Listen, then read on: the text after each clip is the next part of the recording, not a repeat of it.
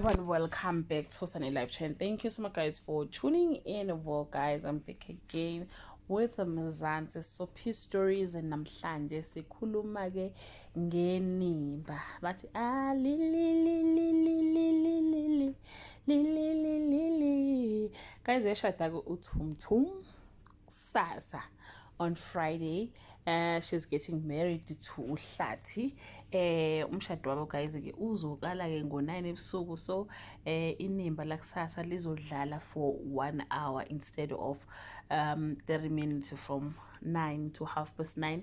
So izodlala ke from 9 until 10 because it's a wedding day. So guys, we are celebrating uthando lwabo.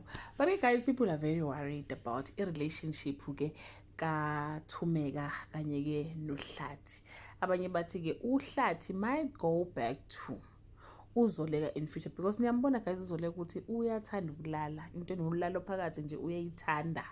So they are saying these two might get back together and uThumeka phinde futhi abe hurt. uThumeka, guys, ushiye indoda kade imthanda uBrother Justice wabuyela back to uHlathi. I understand, guys, they have 2 kids, but guys, uLikamva akamfunela ahambe khona ke uHlathi because uyambona ukuthi akuyona indoda yena ongayethemba ngampela.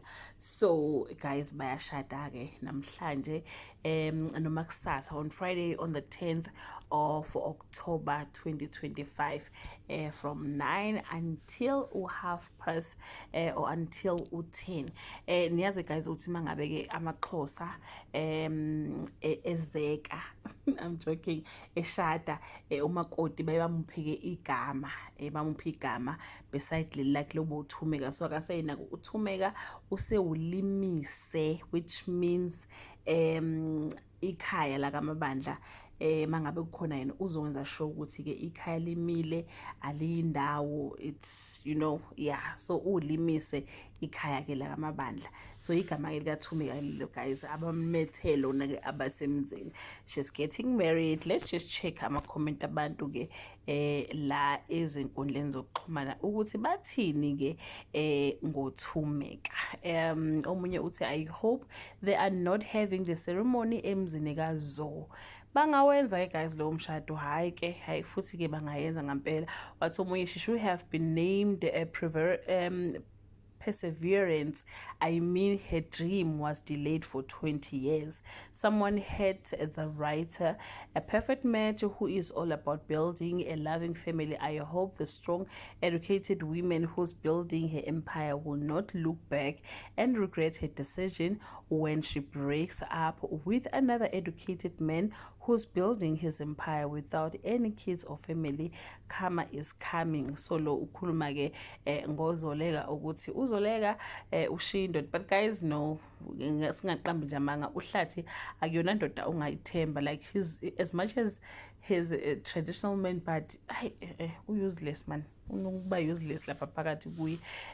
Uthi ke omunye ke abashade Jehova bathandana bona, Hlathi kumele amthande uThumeka ngoba uyamthanda. Ayeke ukuthanda abantu abafani naye empilweni, kumele athande umuntu olingana naye. Ingakho uthando singalitholi, sifuna izinto eziphezulu. But ke andibathembi uZoleka noHlathi bazophinda aba ngoba bayathandana. It's just that into yabo ayisebenzi, bazobona aba I don't know, guys, but yeah, I think drama izoba khona lapho ukuthi uHlathi noZoleka might go back together. So but guys, we are celebrating the 2 ulimise uyashada ke kusasa. That brings us to the end of this video. Do leave your comment below and share your opinion when ukuthi ke ufise ngathi le story singa unfold kanjani. What was your expectation kule storyline ekade sikhona?